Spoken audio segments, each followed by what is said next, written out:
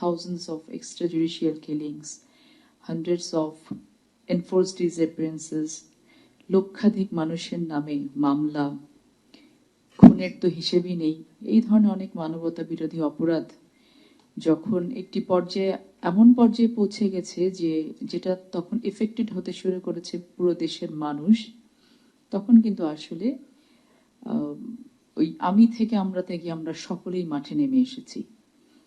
তো এই যে 17-18 বছর ধরে একটি নির্যাতনের যে চিত্র আমরা দেখেছি, এবং আমাদের দেশ স্বাধীন হওয়ার পর থেকেই ডিসফাংশনাল অনেক কিছু ছিল, আমাদের সিস্টেম লস অনেক কিছু ছিল। সবকিছুর ভেতর দিয়ে আমরা বলবো না যে কেবল 17-18 বছরের জঞ্জালি, এর আগেরও অনেক কিছু হয়তো ছিল যার কারণে আমাদেরকে জুলাই এই অভ্যুত্থানটা আমাদেরকে বর্তমান বাংলাদেশে একটি ঐতিহাসিক মাইল ফলক হিসেবে থাকবে।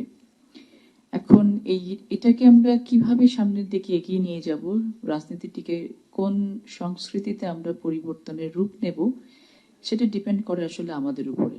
আমরা যারা রাজনীতিবিদ আছি, সরকারি দলে থাকি, বিরোধী দলে থাকি, আমাদের উপর আসলে ডিপেন্ড করে, সাথে সাথে দেশের সাধারণ জনগণের উপর ডিপেন্ড করে যে কোন ধরনের পরিবর্তন আমরা চাইছি। এটা রেসিপ্রোকেশন প্রয়োজন বলে আমরা মনে করি। আপনারা জানেন যে একটা সময় একটি দল তারা নিজেরাই দাবি করতো যে আমরা যদি ক্ষমতাচ্যুত হই তাহলে লক্ষ লক্ষ লাশ আমাদের রাস্তায় পড়ে থাকবে। অথচ 5ই আগস্টের পরে কিন্তু আমরা ইনস্ট্রাক্টেড হয়ে আমরা 7 তারিখ থেকে নিজস্ব এলাকায় চলে গিয়ে তাদেরই ঘরবাড়ি পাহারা দিয়েছি যেন কাউকে অন্যায়ের শিকার হতে না হয়। আমাদেরকে বারংবার দলের পক্ষ থেকে বলা হয়েছে, ওই সময় তো সরকারে ছিলাম না, দলের পক্ষ থেকে বলা হয়েছে যে আমরা নির্যাতিত হয়েছি, আমরা নিপীড়িত হয়েছি, that doesn't mean we have got the licence to do the same thing. So আমরা কিন্তু সেই কাজ করেছি। এই যে রাজনৈতিক সংস্কৃতি, এটা একটা বড় পরিবর্তন বলে আমি মনে করি, যেটা যে এই প্রতিহিংসাটাকে বয়ে নিয়ে যেতে আমরা দেইনি। আমরা তাদের ঘর বাড়ি পাহারা দিয়েছি, আমরা পাল্টা ওই লক্ষ লক্ষ মামলার দিকে যাইনি, এগুলো কোনো কিছু করিনি। এবং সেটা কিন্তু আমার মনে হয় যে একটি সংস্কৃতির বড় পরিবর্তন বলে আমি মনে করি, এবং এটাকে আমাদের নিয়ে যেতে হবে, বয়ে নিয়ে যেতে হবে। 6 মাসের একটা 180 দিনের কিন্তু একটা টাইমলাইন নিয়ে আমরা কাজ শুরু করেছি।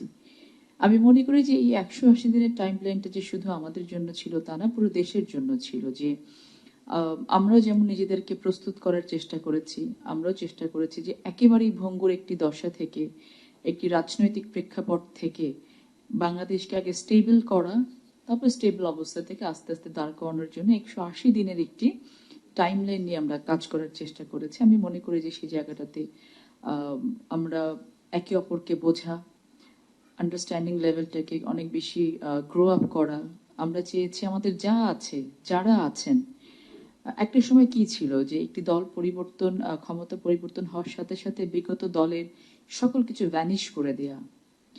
আমরা কিন্তু সেগুলো কোনো কিছু করিনি। বিভিন্ন জায়গা থেকে ছাঁটাই বাছাই, চাকরিচ্যুত করা, কোনো কিছুই কিন্তু বর্তমান সরকার করেনি। বর্তমান সরকার দুহাত বাড়িয়ে আন্তরিকতার সাথে পুরো বাংলাদেশকে ওয়েলকাম করেছে, প্রত্যেকটা সেক্টরকে ওয়েলকাম করেছে যে লেটস জাস্ট আমরা আসুন, আমরা আগে দেশটাকে বাঁচাই।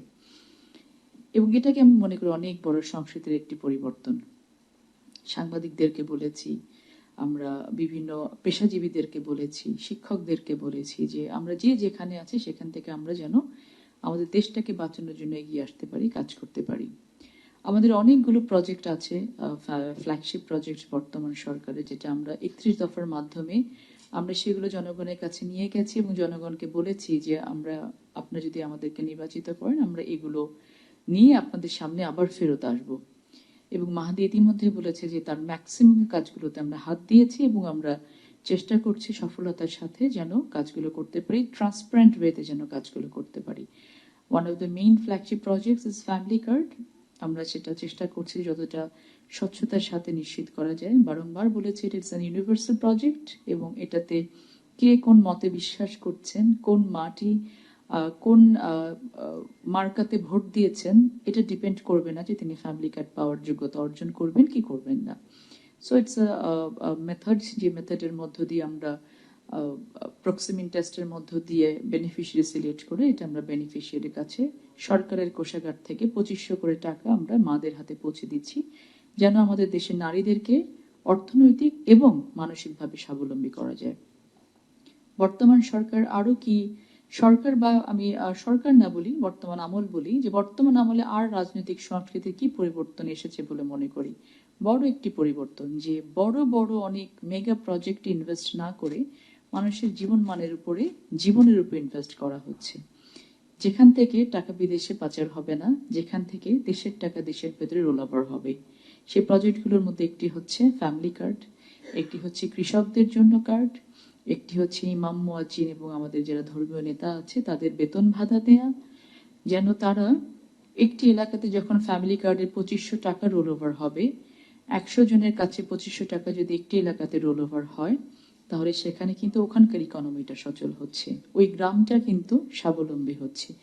এই যে সংস্কৃতির পরিবর্তন, একটি সাস্টেইনেবল বাংলাদেশ গড়ার জন্য বর্তমান সরকার চেষ্টা করছে। এখন অনেকে প্রশ্ন করতে পারে, এখন খাল খনন করে কি হবে? খাল খনন করে কি হবে সেটা তো এখন বিষয় আমরা বুঝতে পারবো না। যখন খরার মৌসুমে আর পানির অভাব হবে না, বেশ কয়েক বছর পরে, তখন এই খাল খননের বেনিফিটটা পাবো। একটি গাছ যখন আজকে আমি চারা রোপণ করছি, এর ফলটা তো আমি আজকে পাবো না। বর্তমান সরকার চেষ্টা করছে যে ভেঙে পড়া বাংলাদেশকে নিজের পায়ে দাঁড় করানোর। সংস্কৃতির যে পরিবর্তনটা এসেছে বলে আমি মনে করি, যে বাংলাদেশের যে মেরুদণ্ডটা আছে, যে মেরুদণ্ডটা ভেঙে ফেলার জন্য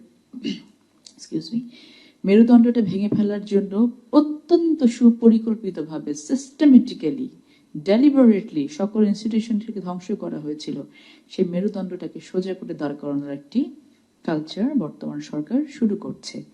আমরা বলছি না আমরা সকল ক্ষেত্রে সার্থক হয়ে গেছি। 6 months very limited time period যেটাকে অ্যাসেস করার জন্য বা জাজ করার জন্য, but we have the intention, আমাদের খুব পরিষ্কার ইন্টেনশন, খুবই ট্রান্সপারেন্ট ইন্টেনশন, আমাদের নিয়তটা সবার সামনে খুব পরিষ্কার। এখন যদি সকলের কোঅপারেশন পাই, আমরা মনে করি যে কাজগুলোতে আমরা হাত দিচ্ছি, এই কাজগুলো নিয়ে এগিয়ে যেতে পারলে বর্তমান বাংলাদেশে আমরা একটা পর্যায়ে নিতে পারবো যেখান থেকে বাংলাদেশ দাঁড়িয়ে সামনের দিকে দৌড়াতে পারবে। আমাদেরকে অনেক অত্যাচারের শিকার হতে হয়েছে, অনেক নির্যাতনের শিকার হতে হয়েছে, আমরা যেন সেই নির্যাতনগুলো ভুলে না যাই। জুলাই অভ্যুত্থানের যে স্কিমটা, যে মেন স্পিরিটটা, যে আমরা একটি বৈষম্যহীন বাংলাদেশ করতে চাই, এবং এই বৈষম্যটা সব লেভেলে। আপনারা দেখেছেন যে গত সপ্তাহে নারীদের জন্য একটি বাস নামানো হয়েছে, পিঙ্ক বাস। আমি দেখেছি যে এই জায়গাটা নিয়ে অনেক ধরনের বিরূপ মন্তব্য এসেছে সামাজিক যোগাযোগ মাধ্যমে। আমি অবাক হয়ে গেছি যে এটা কেন হবে। সো এই যে বিতর্ক করার জন্য বিতর্ক, বিরোধিতা করতে হবে এই জন্য বিরোধিতা, এই জিনিসগুলো থেকে আমাদেরকে সরে আসতে হবে। অ্যাপ্রিসিয়েশনের কালচারটা আমাদের তৈরি করা উচিত। আপনারা আমাদের পার্লামেন্টের কালচারটা দেখেছেন, অত্যন্ত চমৎকার একটা পরিবেশে 2টা সেশন আমরা পার করেছি। 3rd সেশন আমাদের শুরু হতে যাচ্ছে 27 তারিখে ইনশাআল্লাহ। আমরা চাই যে পুরো বাংলাদেশে এই কালচারটা ডেভেলপ করুক।